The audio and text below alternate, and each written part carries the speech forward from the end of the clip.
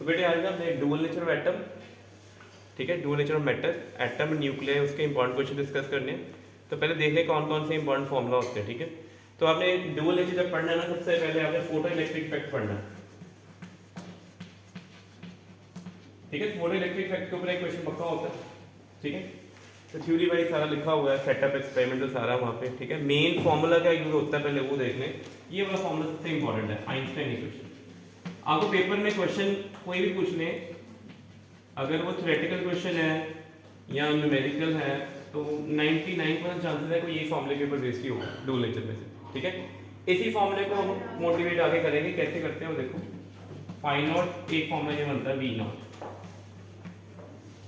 तो मॉडिफाइड दो फॉर्मूले होते हैं हमारे पास, ये वीडियो एक हमारे पास कौन सा होता है, H nu equal to phi naught plus half M B max square, और दूसरा कौन सा होता है, H nu equal to phi naught plus E V naught. ये दो फॉर्मूले होते हैं, इनके ऊपर एक 3 मार्क क्वेश्चन आता है। ग्राफ प्लॉट करने का बोल देंगे, ग्राफ नहीं आएगा तो न्यूमेरिकल आ जाएगा। दो चीजें याद रखो, वर्क फंक्शन कभी चेंज नहीं होता। असर्शन इधर में क्वेश्चन एक बार आया हुआ है, पेपर में भी आया था कि अगर इंसिडेंट फ्रीक्वेंसी इंक्रीज कर दे तो कहते हैं वर्क फंक्शन चेंज हो जाता है। ऐसा कभी नहीं होता, work function is always constant. अच्छा, ये v मैक्स स्क्वायर का मतलब पता क्या है कि आपने मेटल की प्लेट के ऊपर एक फोटोन इंसिडेंट करवाया, उस फोटोन की कितनी एनर्जी थी, h न्यू, और उस एनर्जी का कुछ पार्ट किसमें कन्वर्ट हो गया, फाई नॉट में। फाई नॉट क्या होता है, work function, energy required to take one electron out. Electron को न्यूक्लियस से बाउंड स्टेट से अनबाउंड करने के लिए कितनी एनर्जी चाहिए, phi naught. Metal to metal vary करती है। जो बाकी बची हुई एनर्जी को क्या बनेगी उसकी, काइनेटिक एनर्जी। बट यहाँ पे v मैक्स स्क्वायर क्यों लिखा, कि जैसे ही इलेक्ट्रॉन सरफेस से बाहर आएगा उसके बाद इतनी एनर्जी होगी, बट वो इतनी एनर्जी से आगे मूव करता है नहीं करता है, नॉन मैंडेटरी। क्या तो आगे जाके कोलिजन हो जाए, कोलिजन होंगे तो उसकी एनर्जी क्या हो जाएगी, रिड्यूस हो जाएगी। तो याद रखना आप, ठीक है। मैक्सिमम काइनेटिक एनर्जी इतनी है, बट जब एनोड प्लेट तक पहुंचना होता है तब एनर्जी क्या होती है, कम हो जाती है, ठीक है। सेकेंड फॉर्मूले में देखो थोड़ा चेंज कर दिया, अब क्या आ गया, ई वी नॉट। तो आपको पहले याद रखना कि वी नॉट क्या होता है, V naught the stopping potential. ये किसका पोटेंशियल होता है, कैथोड का क्या एनोड का, ये एनोड का पोटेंशियल होता है। पेपर में ये भी क्वेश्चन आता है कि वी नॉट किसका पोटेंशियल है, एनोड का। कौन सा होता है, नेगेटिव पोटेंशियल होता है, ये भी याद रखना है। It is negative potential of anode, ये कभी पॉजिटिव नहीं होने वाला एनोड के लिए, इट इज नेगेटिव पोटेंशियल। ये चीजें लिखी जाओ, ठीक है। अगर पेपर में इसके ऊपर क्वेश्चन आता है कि इसका एक्सपेरिमेंटल सेटअप ड्रॉ करो, तो आपने ये ड्रॉ करना है, ट्यूब बनानी है, यहाँ पे कैथोड होता है, यहाँ पे क्या होता है, एनोड, यहाँ पे लगा होता है मिली एमीटर या माइक्रो एमीटर, और यहाँ पे सप्लाई मिलती है, और ये सिंपल ऐसे एरो शो करता है। एरो पे शो करता है वेरिएबल सप्लाई।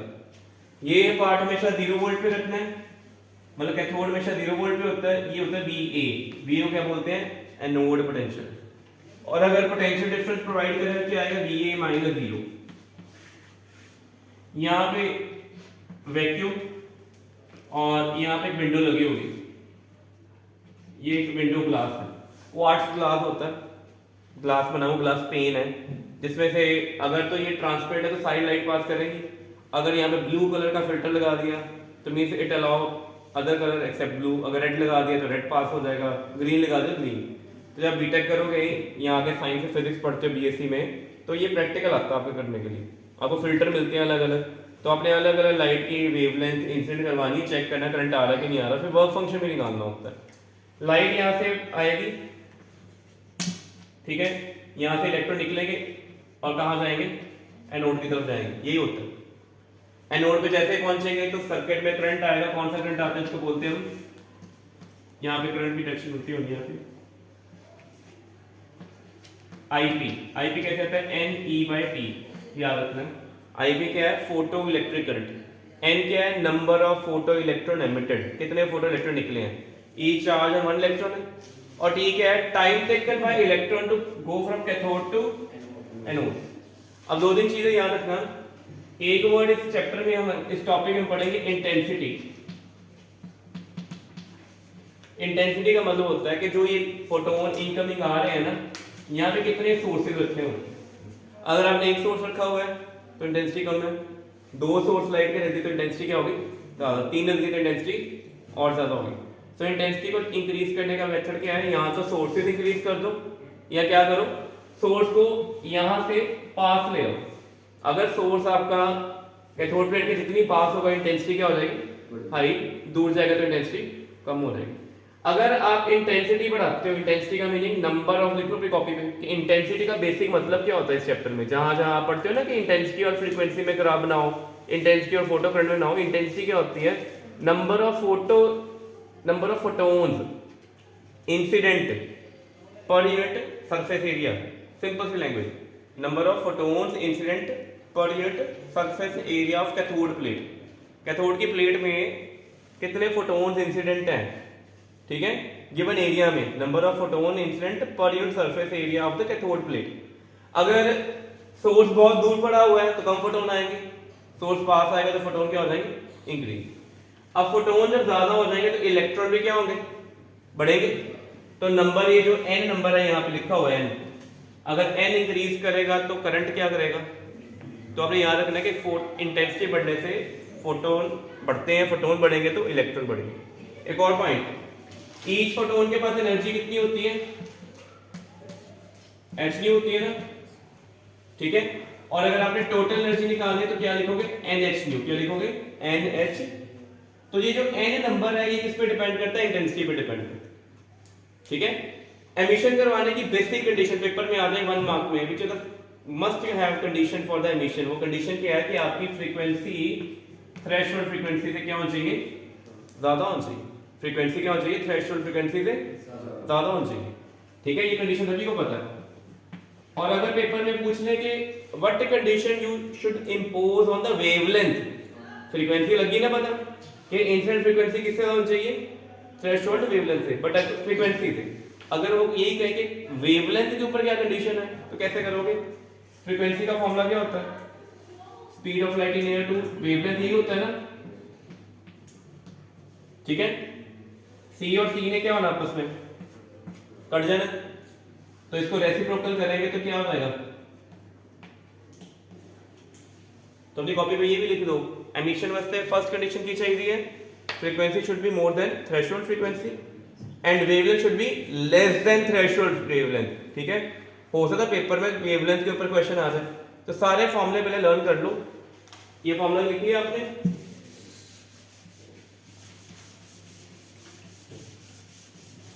अब क्वेश्चन आता है कि जो इलेक्ट्रॉन निकलता है ना कैथोड प्लेट से, यहां से निकला इलेक्ट्रॉन है, यहां पे एनोड पे जाना है, तो एनोड ये 0 वोल्ट पे है, अगर मान लो ये भी 0 वोल्ट पे हो, हमने कोई पोटेंशियल डिफरेंस अप्लाई नहीं किया, तो क्या इलेक्ट्रॉन वहां जाएगा कि नहीं जाएगा,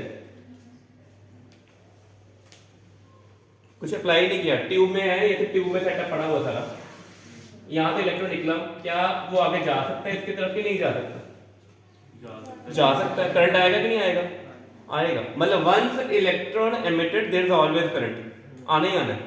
इसको 0 से ना हाई कर दिया, 10 वोल्ट कर दिया, अब करंट, चार्ज, इलेक्ट्रॉन जो यहां पहुंचेगा अब जाएगा कि जाएगा, इलेक्ट्रॉन हमेशा लो पोटेंशियल टू हाई जाना होता है ना, फास्ट हो जाएगा कि स्लो हो जाएगा, फास्ट। अगर इसको 50 वोल्ट कर दे तो क्या होगा, बहुत फास्ट। इसका मीनिंग अगर हम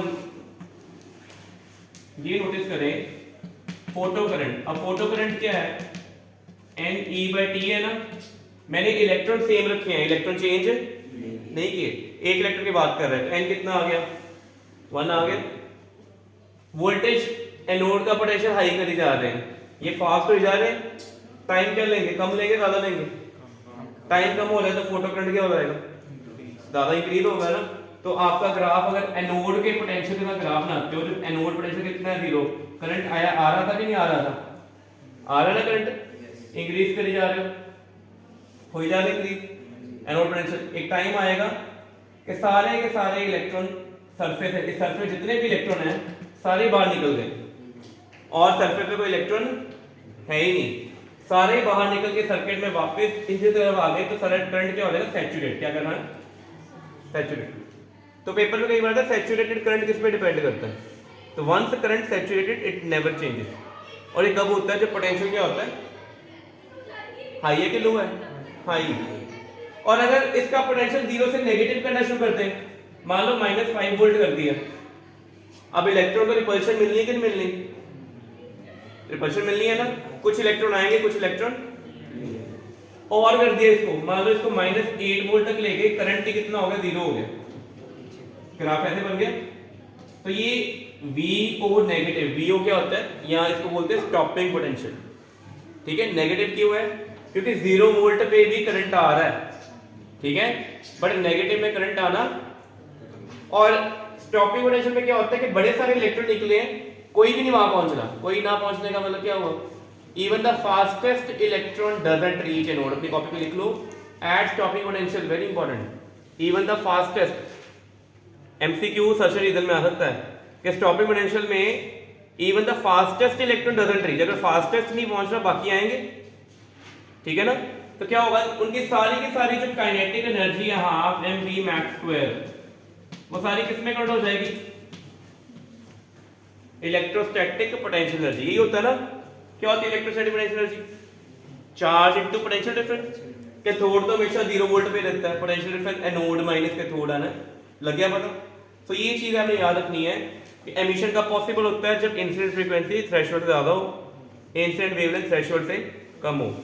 इंटेंसिटी इंक्रीज करते हो तो क्या होता है, नंबर बढ़ता है, ठीक है। अगर मेटल की सरफेस से सारे इलेक्ट्रॉन निकल गए हैं, जितनी मर्जी इंटेंसिटी इंक्रीज कर लो, क्या हो जाए, करंट फिक्स्ड हो जाए, क्या कहते हैं उसको, सैचुरेशन कहते हैं।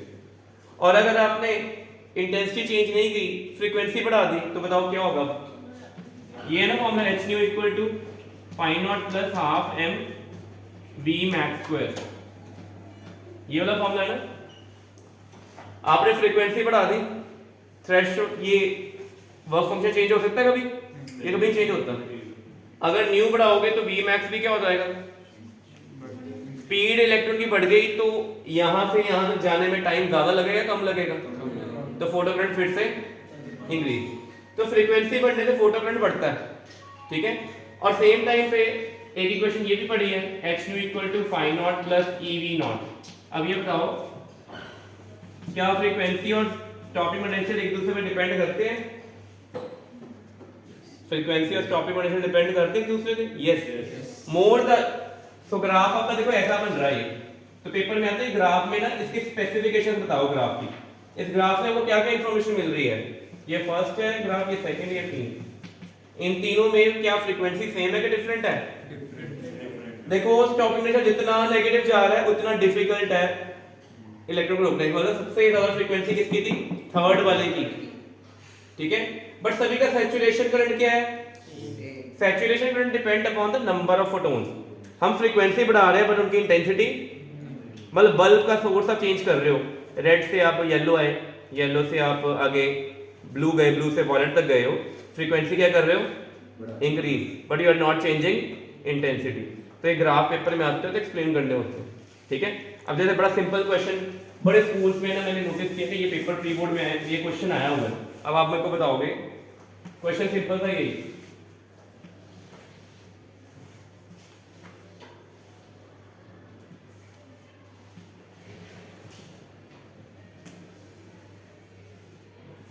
ठीक है। फर्स्ट, सेकंड, थर्ड, फोर्थ, और पेपर में ये प्लॉटिंग जरूर करके आनी होती है, बताना होता है ग्राफ किसमें बना है, काफी बच्चे पेपर में ना ग्राफ प्लॉट ही नहीं करते किन में बनाया, नंबर नहीं मिलते। 4 लाइन नजर आ रही है, तो पेपर में बोलेंगे इनमें से कौन सी लाइन है जिनका स्टॉपिंग पोटेंशियल सेम है,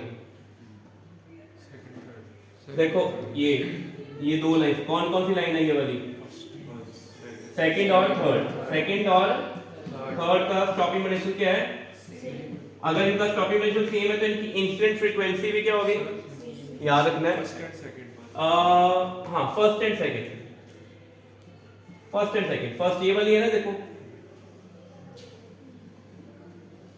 यहां पे आई, और सेकंड कहां से आ रही है, ये वाली सेकंड, इकट्ठे मीट कर रहे हैं। तो फर्स्ट एंड सेकंड को मैंने हाईलाइट किया है, इनका स्टॉपिंग पोटेंशियल दोनों का क्या है, इनकी फ्रीक्वेंसी भी क्या होगी, बट इंटेंसिटी ज्यादा किसकी होगी, सेकंड वाले की, क्योंकि इसका सैचुरेशन करंट ज्यादा है। जो ये सैचुरेशन होती है ना, अगर जगह फ्लैट रहता कर्व, ये किस पे डिपेंड करता है, नंबर ऑफ चार्ज के लिए, ठीक है, फोटोन उसके ऊपर, फोटो इलेक्ट्रॉन के ऊपर। किसका स्टॉपिंग पोटेंशियल सबसे ज्यादा है, थर्ड स्टॉपिंग पोटेंशियल सबसे ज्यादा है, पेपर में केस स्टडी आ जानी है, 4 क्वेश्चन पुट कर देने, ग्राफ ही दे देंगे और एक पैराग्राफ दे देंगे, ग्राफ रीड करो आंसर दो। हाईएस्ट ऑपरेशन किसका है? थर्ड। सेम किसका था? First and second. फर्स्ट और सेकंड की इंटरनल फ्रीक्वेंसी भी क्या थी? सेम। हाईएस्ट इंटेंसिटी किसकी है? लोएस्ट स्टॉपिंग पोटेंशियल किसका है? फोर्थ का। ठीक है, समझ लगी? पहला ग्राफ रीड करने आ गए, ग्राफ के ऊपर तो पक्का क्वेश्चन आना है, नोट कर लो चाहे। ठीक है, तो डुअल नेचर में सबसे इंपॉर्टेंट टॉपिक है ये वाला। बाकी न्यूमेरिकल देखते हैं कैसे कैसे आते हैं। एक और क्वेश्चन आता होता है डुअल नेचर में, वो किसके ऊपर आता है? लिख लो अपनी कॉपी पे, बाई चांस ही पूछ ले फोटोन एंड इट्स प्रॉपर्टीज। देख लो फोटोन और उसकी प्रॉपर्टी बताओ। आपको हर बुक में फोटोन की ना 4-5 प्रॉपर्टीज मिल जाएंगी कि रेस्ट मास 0 होता है, रुकता नहीं है। ठीक है, फोटोन कभी रेस्ट में नहीं आएगा। फोटोन के कलर्स होते हैं अलग अलग फोटोन के, कई फोटोन होते हैं जिनके कलर नहीं होते, उनको क्वांटम कह सकते हैं। जैसे एक्सरे का जो क्वांटम है कलरलेस है, माइक्रोवेव का क्वांटम भी कलरलेस है फोटोन ही है बट कलरलेस। विजिबल लाइट के जो क्वांटम्स होते हैं उनको फोटोन्स कहते हैं बिकॉज दे इम्पार्ट कलर। फिर फोटोन की अगर आपने एनर्जी निकालनी है तो कैसे निकालते हैं? Equal to H nu. इसका एक फॉर्मूला ये भी होता है एच कट ओमेगा, एक ये भी होता है एच सी बाय लैम्डा। ठीक है, एच कट ओमेगा ये +2 में कहीं नहीं यूज होता। ठीक है, बीटेक में करना, अभी नहीं आएगा। एच सी बाय लैम्डा बार बार यूज होगा। बच्चे एच और सी की वैल्यू नॉर्मल पुट करते हैं, पहले 6.626 10⁻³ करेंगे और सी को करेंगे 3 × 10⁸। आपने वो नहीं करना। आपने इस चैप्टर में सारी एनर्जी जो कैलकुलेट करनी, कैसे कैलकुलेट करनी है? इलेक्ट्रॉन वोल्ट में। हाँ, किसमें काउंट करनी है? इलेक्ट्रॉन वोल्ट में। याद रखना, पूछे ना पूछे, आपने इलेक्ट्रॉन वोल्ट में काउंट करनी। कैसे? वैल्यू लिखोगे इसकी 1240 eV नैनोमीटर। ये अपनी कॉपी में फॉर्मूला लिख लो कि आपके पास जब भी HC आएगा तो HC की वैल्यू क्या लिखनी है? 1240 इलेक्ट्रॉन वोल्ट नैनोमीटर। यहां दूसरी क्या लिखोगे वैल्यू इसकी? 12400 इलेक्ट्रॉन वोल्ट एंगस्ट्रॉम। अगर वेवलेंथ एंगस्ट्रॉम में है तो ये नीचे वाला फॉर्मूला, अगर वेवलेंथ नैनोमीटर में तो ऊपर वाला। कोई H और C की वैल्यू नहीं पुट करनी, डायरेक्ट आंसर निकालने। ठीक है, तो टाइम अपना वेस्ट ना करना। अगर फोटोन का मोमेंटम पूछ ले तो डी ब्रॉगली भी है हमारे सिलेबस में, और डी ब्रॉगली ऊपर लिख लो 3 मार्क क्वेश्चन किस तरह के आते हैं। 3 मार्क क्वेश्चन डी ब्रॉगली के ऊपर कैसे आते हैं? सबसे पहला फॉर्मूला ये वाला, ये है ना डी ब्रॉगली। लिख लो क्वेश्चन कैसे आएंगे, लिखो comparison among wavelength, momentum, kinetic energy. Comparison among wavelength, kinetic energy, momentum and potential difference. ये सारे कंपैरिजन आते हैं पेपर में। ठीक है, और ये क्या क्या चीजें होती है? पहले देखो ये mv है ना, तो mv बेसिकली मोमेंटम, इसका सेकंड फॉर्मूला बनेगा h/p। थर्ड फॉर्मूला इसका काइनेटिक एनर्जी के फॉर्म में बनता है √2m काइनेटिक एनर्जी k। और अगर पोटेंशियल डिफरेंस की बात करें तो इट इज √2m qv। बेटे 4 फॉर्मूले हैं। हर पेपर में, किसी के स्कूल पेपर में देख लो, बोर्ड में देख लो, 1, 2 या 3 नंबर क्वेश्चन है। क्वेश्चन में बोलेंगे प्रोटॉन एंड न्यूट्रॉन भेजे सेम स्पीड से, तो उनकी रेशियो बताओ वेवलेंथ की। कई बार कहेंगे सेम पोटेंशियल डिफरेंस दिया था तब बताओ, कई बार कहेंगे सेम काइनेटिक एनर्जी है तब बताओ। चारों फॉर्मूले लिख लो। पेपर में फॉर्मूला समझ ना लगे कौन सा अप्लाई करना, सारे फॉर्मूले लिखो। ठीक है, अब आपको कुछ चीजें पता होनी चाहिए कि कौन कौन से चार्जेस जनरली पेपर में पूछते हैं। They ask for proton, alpha particle and neutron and electron. ये 4 होते हैं, proton, alpha particle, neutron and. Proton का मास आपने रेफरेंस के लिए m यूज करना है। अल्फा का मास से 4 टाइम्स होता है, न्यूट्रॉन का मास 2m होता है, चार्ज पे e। ठीक है, इसका मास कितना होता है प्रोटॉन से आपको पता है, m/2000। ठीक है, और अगर चार्ज की बात करें प्रोटॉन +p है, अल्फा पार्टिकल +2e है, न्यूट्रॉन के ऊपर +p है, इसके ऊपर कितना है -e। बट ये टेबल अपनी कॉपी पे लर्न कर लो, लिख लो, ये बड़ा इंपॉर्टेंट है। ठीक है, इस टेबल के बिना नहीं कुछ होना। चार्जेस आएंगे, आपने एग्जाम में पूछा होगा अल्फा पार्टिकल एंड प्रोटॉन पूछा होगा, आप उनका मास और चार्ज मेंशन कर दो, फॉर्मूला लिख दो, 3 नंबर क्वेश्चन का डेट मिल जाएगा। ठीक है, डेट नंबर तब मिलता है अगर आपने डेटा लिखा होता है। डेटा को प्रॉपर वे में असाइन करके इंफॉर्मेशन बना के आंसर निकालना पूरे 3 मिलते हैं। ठीक है, फिर डेटा लिखने के आधे नंबर होते हैं। लगी समझ? तो डी ब्रॉगली से कितने क्वेश्चन आने हैं? Comparison of the wavelength. और क्या फॉर्मूले लग रहे हैं? 4 फॉर्मूले। और क्या मार्क्स होंगे? बस ये, इससे बियॉन्ड कुछ नहीं आने वाला चैप्टर में। ठीक है, तो ये था आपका डुअल नेचर में जो हमने पूछना है, जैसे क्वेश्चन हम करेंगे। अब हम एक बार एटम न्यूक्लियर के ऊपर भी देख लेते हैं, उसमें देख लेते हैं कैसे क्वेश्चन है, फिर हम क्वेश्चन करते हैं। ठीक है बेटे, एटम्स के ऊपर सबसे पहले आपको पता होना चाहिए डाल्टन के पोस्टुलेट क्या थे एटम के, क्लास 9 में पहली बार पढ़ा था। एक ऊपर से उसको रीड कर लेना। डाल्टन के पोस्टुलेट में लॉ ऑफ कंजर्वेशन मास भी बताते हैं, लॉ ऑफ कांस्टेंट कंपोजिशन भी बताते हैं। किसमें? डुअल में एक्स रे प्रोडक्शन नहीं आएगा, बोर्ड्स में नहीं है। ठीक है, अच्छा फिर डाल्टन के बाद थॉमसन मॉडल लिमिटेशन सभी पढ़नी है। फिर पहला क्वेश्चन जो आता होता है, कहते हैं जो रदरफोर्ड एक्सपेरिमेंट था ना, वो लेनार्ड ने किया था। बुक में पेपर क्वेश्चन में लेनार्ड का स्पेक्ट्रम बना के दिखाओ, ग्राफ बनाओ। वो रदरफोर्ड वाला ही है कि सारा रदरफोर्ड ने क्या एक्सपेरिमेंट कंडक्ट किया। रदरफोर्ड के जो पार्टिकल से आपने ग्राफ पेपर में भी आया था, क्वेश्चन पढ़ा होना है कि थीटा और नंबर ऑफ पार्टिकल में ग्राफ बताओ। जड़े पार्टिकल बहुत कम एंगल पे डिफ्लेक्ट होते हैं रदरफोर्ड में, उनका नंबर बड़ा ज्यादा होता है, और बड़े ज्यादा एंगल पे डिफ्लेक्ट होते हैं उनका नंबर क्या होता है? बड़ा कम होता है। ऐसा ग्राफ बनता है ना। तो कहते हैं पहले ग्राफ ड्रॉ कर दो, लेनार्ड पिक्चर बना दो, और बाद में क्या करो, लिमिटेशन देख दो। रदरफोर्ड मॉडल सिर्फ सिंगल इलेक्ट्रॉन के लिए एक्सप्लेन किया गया। उसने इलेक्ट्रॉन जब मूव करता है स्ट्रेट लाइन में, अगर वो यूनिफॉर्म मोशन में जा रहा है तो क्या उसकी एनर्जी चेंज होगी? क्या वो एक्सलेट कर रहा है? अगर वो फास्ट हो जाए, स्लो हो जाए या सर्कल में आ जाए, इट इज नाउ एक्सेलरेटेड। और इलेक्ट्रोमैग्नेटिक वेव में हमने पढ़ा था कि ईएम वेव का सोर्स कौन होता है? एक्सेलरेटेड चार्ज पार्टिकल और oscillating charge particle. Charge particle या तो ऑसिलेट करे या क्या करे। तो अगर चार्ज पार्टिकल इलेक्ट्रॉन रिवॉल्व कर रहा है सर्कल में न्यूक्लियस के राउंड, जो रदरफोर्ड ने बोला ना ये कि सर्कल में घूम रहा है, तो वो एक्सेलरेट कर रहा है कि नहीं कर रहा?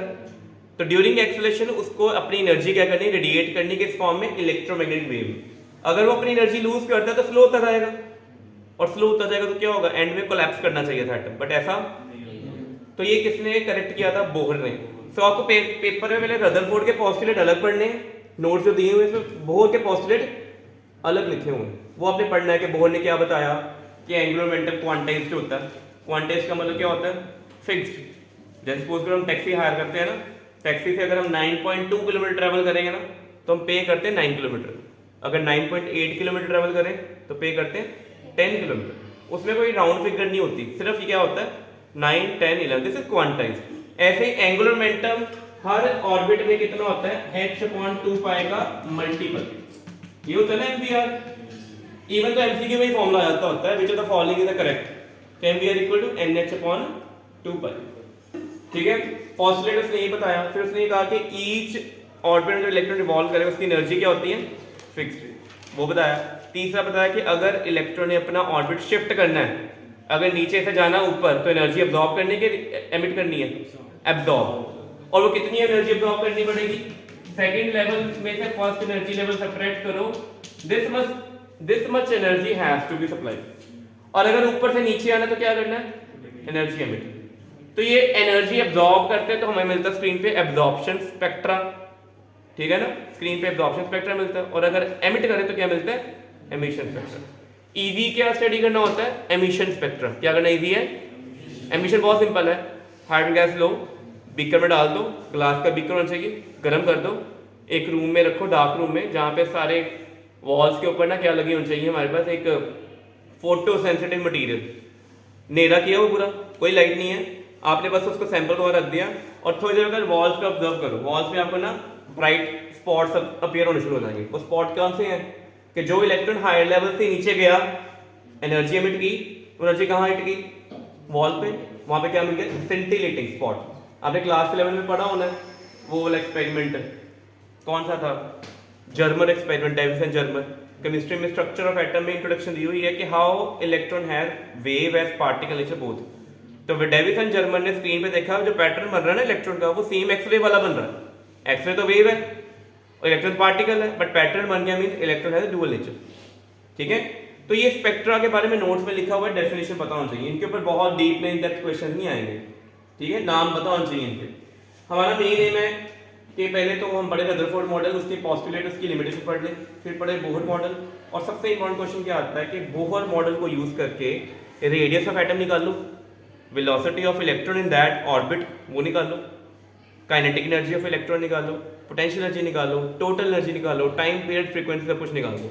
ठीक है, तो डेरिवेशन सारी लिखी हुई है, डेरिवेशन नहीं मैं करवाऊंगा, मैं मेन फॉर्मूले बताता हूँ कौन कौन से लर्न करने हैं। सबसे पहले अगर सेंटर में न्यूक्लियस है उसके ऊपर चार्ज कितना है, Ze, और सर्कल में रिवॉल्व कौन कर रहा है, इलेक्ट्रॉन, जिसके ऊपर चार्ज कितना है।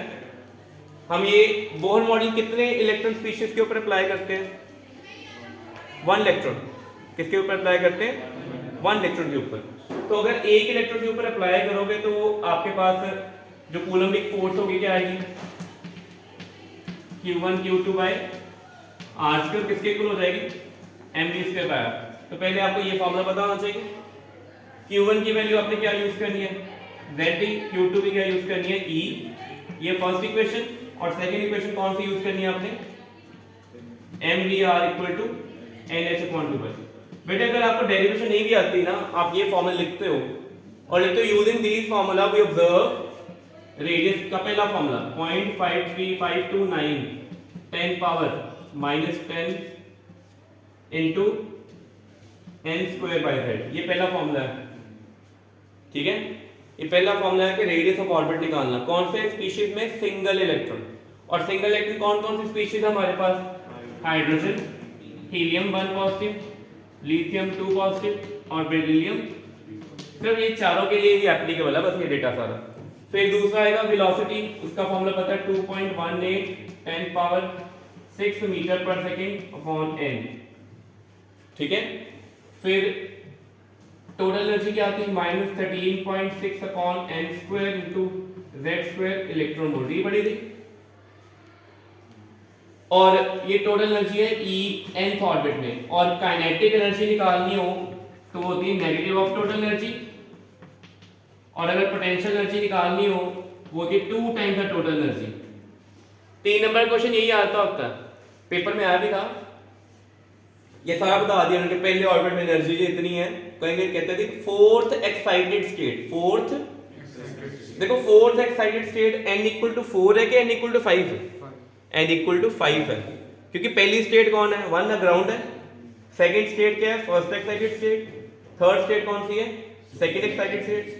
और थर्ड आगे फोर्थ कौन सी है, चलता है आगे, एक स्विच करते हैं ना आगे। तो अगर nth स्टेट अगर फोर्थ एक्साइटेड की बात कर रहे हैं तो एनर्जी के यहाँ पे 4 स्क्वायर कर दोगे। अगर काइनेटिक एनर्जी पूछेंगे, जो एनर्जी है जिसका नेगेटिव कर देना है उसकी काइनेटिक आ जाएगी। और अगर पोटेंशियल पूछिए तो 2 टाइम्स कर देना पोटेंशियल एनर्जी। तो ये क्वेश्चन इसमें आने हैं पेपर में। सो ठीक है, सो एटम्स में यही क्वेश्चन बनते हैं। बाकी थ्योरेटिकल क्वेश्चन किसके ऊपर है, स्पेक्ट्रम के ऊपर, लिमिटेशन ऑफ बोर्स वो। ठीक है, और लास्ट हमारा कौन सा रह गया अब, न्यूक्लियर। कि न्यूक्लियर में क्या क्या क्वेश्चन आ सकते हैं, कौन कौन सा टॉपिक इंपॉर्टेंट है। तो जो मैंने अभी टॉपिक बताए वो आपने अच्छे से पढ़ने हैं। न्यूक्लियर पहले लिख लो, सबसे इंपॉर्टेंट न्यूक्लियर फोर्स की प्रॉपर्टीज। 4 to 5 ईयर बैक पहले क्वेश्चन आया था कि right properties of nuclear force 3 number में, उसके बाद कभी नहीं आया। ठीक है, अब पता कैसे क्वेश्चन आ रहे हैं, वो ना आपको ना एमसीक्यू में 3 स्टेटमेंट देते हैं। Which of the following is not the property of nuclear force, which of the following are the properties of the nuclear force. फिर option 1 only, option 1 and 2, option 1 2 3 ऐसे आते हैं। ठीक है, सेम ही क्वेश्चन आते हैं पैरा, डाया एंड फेरो में। अब इस बार क्या हुआ, मैंने पेपर में क्वेश्चन डाला कि कॉपर और एल्यूमिनियम को एक्सटर्नल मैग्नेटिक फील्ड में रखो और प्लॉट कर दो मैग्नेटिक फील्ड एरिया, ये बताया था। अब बच्चों को याद हो कि कॉपर डाया है और एल्यूमिनियम क्या है, पैरा है, तो उसके अकॉर्डिंग सेट कर लोगे। बट जिनको ये नहीं पता वो नहीं कर पाएंगे। तो ठीक है, तो जैसे ये वाला क्वेश्चन मैं बताने लगा हूँ न्यूक्लियर में, न्यूक्लियर फोर्स की प्रॉपर्टीज एमसीक्यू में लिख लो। Nuclear force properties in MCQ, और कैसे आएंगी, असर्शन रीजन में आएंगी। ठीक है, और यहाँ कैसे आती है, सेकंड क्या आएगा, MCQ, check the correct statement, find the correct statement. ठीक है, फिर न्यूक्लियर फोर्स के बाद रेडियस ऑफ न्यूक्लियस, ये होता है ए, क्या होता है, मास नंबर। और अगर डेंसिटी ऑफ न्यूक्लियस की निकालनी है वो कितनी होती थी, उसकी वैल्यू सभी न्यूक्लियस के लिए फिक्स्ड है, यूनिवर्सल कांस्टेंट है। एक एमसीक्यू पेपर में आया था कि density of nucleus, mass density depend upon what power of A. तो ए पावर का आंसर ए पावर 0, क्योंकि उसके ऊपर डिपेंड नहीं करती। ठीक है, बट अगर radius of nucleus depend upon what power of A, 1/2। ऐसे क्वेश्चन आते हैं पेपर में। ठीक है, इसके बाद कौन सा टॉपिक आता है, मास डिफेक्ट। और मास डिफेक्ट का फॉर्मूला आपको पता होना चाहिए, क्या होता है कि ZMP plus A minus ZMN minus mass of nucleus. ठीक है, जो ये पहले है ना ZMP A माइनस ZMN, ये क्या था, थ्योरेटिकल मास जो हमने काउंट किया। हम कॉपी पे मास काउंट करेंगे, हमेशा ज्यादा आएगा, न्यूक्लियस का एक्चुअल मास क्या होगा, कम होगा। इन दोनों में जो डिफरेंस होगा वो कौन है, डेल्टा एम, जिसको हम क्या कहेंगे, मास डिफेक्ट कहेंगे। ठीक है, और ये मास डिफेक्ट होकर जाता कहां पे, ये कहां चला जाता है, मास एनर्जी में कन्वर्ट होता है। क्यों एनर्जी में क्यों कन्वर्ट हुआ, क्योंकि न्यूक्लियस के अंदर आपने देखा हुआ है कि न्यूक्लियस के अंदर प्रोटॉन प्रोटॉन है, प्रोटॉन प्रोटॉन एक दूसरे को क्या करते हैं, रिपेल करेंगे ना, तो फिर तो न्यूक्लियस क्या हो जाएगा, ब्रोक, फट जाएगा। बट ऐसा हो नहीं रहा, ऐसा मीनिंग की है आ वाले प्रोटॉन ते ए वाले प्रोटॉन को कोई बाउंड भी कर रहा है, आपस में अट्रैक्ट भी कर रहा है। वो कौन सी फोर्स अट्रैक्ट करने वाली है, न्यूक्लियर फोर्स। और न्यूक्लियर फोर्स जब अट्रैक्ट करेगी वो कुछ ना कुछ एनर्जी तो कंज्यूम करेगी ना स्टेबलाइज करने के लिए, वो कहां से आ रही है, मास डिफेक्ट। ठीक है, अच्छा एक पेपर में न्यूक्लियर फोर्स के ऊपर ग्राफ भी आया होता है कि न्यूक्लियर फोर्स की प्रॉपर्टी शॉर्ट रेंज फोर्स है, तो कहते हैं जी न्यूक्लियर फोर्स के बारे में बताओ, फोर्स और डिस्टेंस में ग्राफ कैसा बनेगा, तो आपको पता होना चाहिए ग्राफ ऐसा बनता है, ऐसा ही आता है ना। ठीक है, 0.2 फर्मी ये डिस्टेंस होता है, उससे पहले पहले ग्राफ देखो क्या है, फोर्स पॉजिटिव है, पॉजिटिव फोर्स मींस रिपल्सिव, मतलब न्यूक्लियस अगर 0.2 फर्मी से पास आ जाएंगे दे रिपेल, अगर 0.2 फर्मी से 0.8 फर्मी के मिड में है अट्रैक्टर स्टेबल, 0.8 फर्मी से बड़ा तो फोर्स नियरली क्या होगी, देखो ये ऑलमोस्ट पैरेलल हो गई ना, मतलब नियरली फोर्स खत्म हो गई, तो इसीलिए इसको अल्ट्रा शॉर्ट रेंज फोर्स कहते हैं। और ये भी याद रखो कि न्यूक्लियर फोर्स कूलम फोर्स से नियरली कितने टाइम स्ट्रॉन्गर होती है, 70 टाइम्स। तो एक पेपर में असर्शन में भी था क्वेश्चन कि न्यूक्लियर फोर्स इज स्मॉलर या वीकर देन कूलम फोर्स, वो बिल्कुल ही गलत है, nuclear force is stronger than the coulomb force, तभी न्यूक्लियस बाउंड होगा। ठीक है, और अगर ये क्लियर हो गया पहले चीज, तो डेंसिटी मास डिफेक्ट। फिर बाइंडिंग एनर्जी, पेपर में क्वेश्चन आता है कि बाइंडिंग एनर्जी निकालो, तो बाइंडिंग एनर्जी का फॉर्मूला क्या होता है, delta M into C square, but हम कभी ये यूज नहीं करते।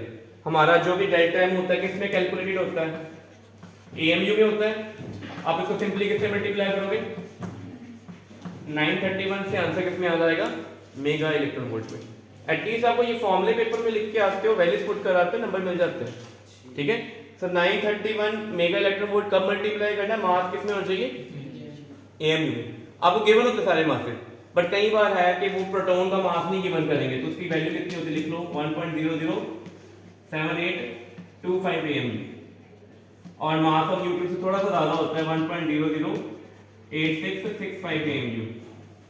ठीक है, तो ये दोनों मास बाई चांस है कि पेपर में ना गिवन हो, नहीं तो मोस्ट टाइम गिवन होते हैं। अगर नहीं गिवन है तो इनको लर्न करो। ठीक है, मास डिफेक्ट निकालना आ सकता है, बाइंडिंग एनर्जी आ गई। ठीक है, अपनी कॉपी पे लिखो, how binding energy check stability, how binding energy check stability के स्टेबिलिटी ऑफ न्यूक्लियस, कि न्यूक्लियस की जो स्टेबिलिटी है कहते हैं बाइंडिंग एनर्जी के ऊपर डिपेंड करती है। कैसे डिपेंड करती है, हाउ, तो आपने याद रखना है कि binding energy is not the measure of stability, लिखो binding energy is not the measure of stability. Binding energy नहीं स्टेबिलिटी मेजर करने बैठी हुई, rather binding energy is not the measure of stability, rather binding energy per nucleon, binding energy per nucleon, ਇੱਕ ਨਿਊਕਲੀਓਨ ਦੇ ਹਿੱਸੇ ਦੇ ਵਿੱਚ ਕਿੰਨੀ ਬਾਈਂਡਿੰਗ એનર્ਜੀ ਦਾ ਸ਼ੇਅਰ ਆਇਆ ਹੈ, the amount of the binding energy each nucleus will get, each nucleon will get, sir एक nucleon को कितना शेयर मिलेगा वो स्टेबिलिटी चेक करता है। लिखो binding energy carried by one nucleon और शेयर्ड बाय वन न्यूक्लियन, ठीक है, वो स्टेबिलिटी बताता है। तो ये सारे टॉपिक हैं। इसके बाद लास्ट में आता है हमारा, लिख लो न्यूक्लियर रिएक्शन। अब न्यूक्लियर रिएक्टर सिलेबस में तो है नहीं, न्यूक्लियर रिएक्शन है सिलेबस में, न्यूक्लियर फिशन फ्यूजन दोनों लिखो, लिखो न्यूक्लियर फिशन फ्यूजन। नहीं कोई डीके नहीं आना, कोई रिडक्टिविटी सिलेबस में नहीं है, ठीक है, लिख लो न्यूक्लियर फिशन एंड फ्यूजन। और सबसे इंपॉर्टेंट क्वेश्चन है कि बाइंडिंग एनर्जी का ग्राफ प्लॉट करना, बच्चे हमेशा गलत बनाते हैं, वो ग्राफ देख लो कैसे बनाना है। इसमें हाफ लाइफ ऑफ भी नहीं ना ना कुछ भी नहीं आना, वो सारा केमिस्ट्री में आपका चला गया हुआ है, जो आपने फर्स्ट ऑर्डर काइनेटिक्स करते हो ना वो सेम ही था, इसलिए उन्होंने भी डाल दिया उसमें। ये देखो बेटे इसमें ग्राफ, ये मास नंबर है और ये क्या है बाइंडिंग एनर्जी पर न्यूक्लियन। कितने न्यूक्लियन होते हैं मास नंबर। बेटे ग्राफ कैसे बनाना, गलती क्या होती है बेटे, अब जब भी ग्राफ करना है 3 पीक्स कर लो काफी होती है, फिर इसको काफी देर तक फ्लैट करना होता है, बड़ी आगे जाके ऐसे करना है, ठीक है। तो ये नहीं है कि अपनी मर्जी से इसको जैसे मर्जी कर लो।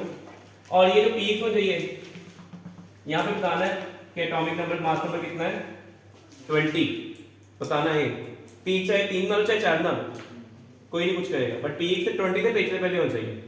और काफी आगे तक यहां तक ये 200 बोल देना और यहां पे जाके 240 बोल दो और यहां पे यूरेनियम को शो कर दो। किसको शो कर देना है, यूरेनियम। और पीक के टॉप पे यहां पे कौन आएगा, आयरन।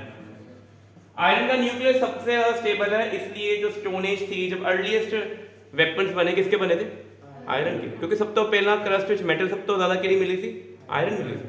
आयरन का न्यूक्लियस सब तो स्टेबल है, ठीक है।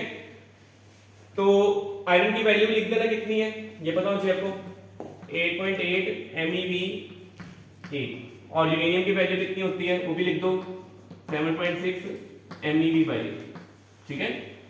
आयरन में जो ये वैल्यू शेयर कर रहे हैं कितने न्यूक्लियन शेयर कर रहे हैं 56। आ देखो 56 न्यूक्लियन है ना, हर एक न्यूक्लियन को कितनी एनर्जी है, बट यूरेनियम ਦੇ ਵਿੱਚ कितने न्यूक्लियन शेयर कर रहे हैं 235। तो ऑब्वियस है कि 235 न्यूक्लियन के पास एनर्जी आयरन से कंपैरिजन में क्या है, बट अगर टोटल बाइंडिंग एनर्जी देखें किसकी ज्यादा है, यूरेनियम की। पेपर में ये भी क्वेश्चन आ सकता है कि 2 सैंपल्स हैं वैल्यू लिखी हुई हैं, एमसीक्यू पहला which of the following has more binding energy out of uranium and iron, क्या लिखोगे यूरेनियम। और पूछे second which is more stable, क्यों, हायर बाइंडिंग एनर्जी और हायर बाइंडिंग एनर्जी पर न्यूक्लियन, ठीक है। तो चीज क्लियर हो गई।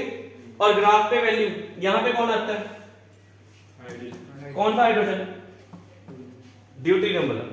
हाइड्रोजन 1 1 वाला नहीं आएगा, 1 1 क्यों नहीं आएगा बताओगे, 1 1 वाला क्यों नहीं आना, क्योंकि उससे कोई रिपल्शन है ही नहीं। फिर यहाँ पे कौन आएगा, हीलियम, यहाँ पे लिथियम, फिर यहाँ पे बेरिलियम कर दो, यहाँ पे बोरॉन कर दो, यहाँ पे कौन आ जाएगा उसके बाद कार्बन, बस खत्म, इतना कर दो काफी है, ठीक है। बंद कर दो, ठीक है। ये चीज क्लियर होगी पहले यहाँ तक।